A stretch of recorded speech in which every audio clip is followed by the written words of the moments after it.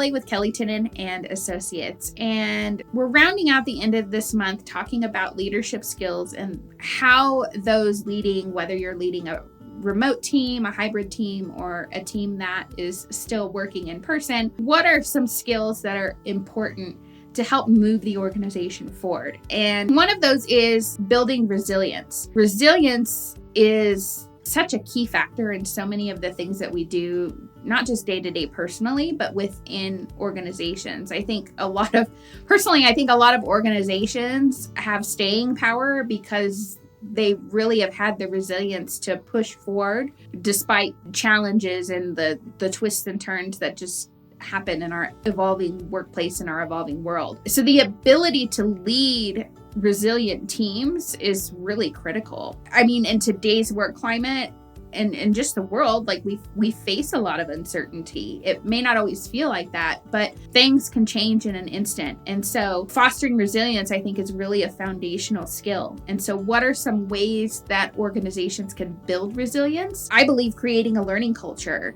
Resilient teams are less fearful of change. And so when we create this learning culture, people have the skills, technical and even soft skills, that they need to be able to pivot. And so this encompasses upskilling and reskilling teams. And I've talked about this before, but empowering our teams and our employees with skills that they need for an evolving workforce and an evolving organization is going to really be key. It's not only for the organization to keep up with just changing demands, but it's to help professionally develop your own team and to help professionally develop those employees that work for you. Creating that culture where failing is a learning experience, because failure is a big learning experience sometimes. And creating this culture where we can really learn from failures and pivot from those failures, I think, is really important. And also providing, another kind of key point here is providing support for our teams. I've talked about it until I've been blue in the face this past month, but really open communication with your team. And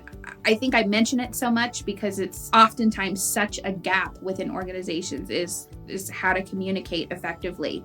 But being accessible, and I've mentioned this before, if you have an open door policy, hypothetically, own it and be accessible for your team. Create that culture where your team feels supported and valued. I think for today's workforce, that's really important. Creating this atmosphere where people can share ideas and share concerns, and to really foster this sense of belonging, I think is really going to go a long way to help build a resilient team that can pivot and can be agile. So fostering resilience really involves cultivating a culture of flexibility and continuous learning. It just helps us be more passionate in our communication with teams, and just really, really helps just create this really resilient culture. I'd love to hear more from you. Feel free to share your comments in the comment section. Follow us on social media. You can find us at kellytinnen.com. And if you like this content, feel free to subscribe. I look forward to seeing you soon. Take care.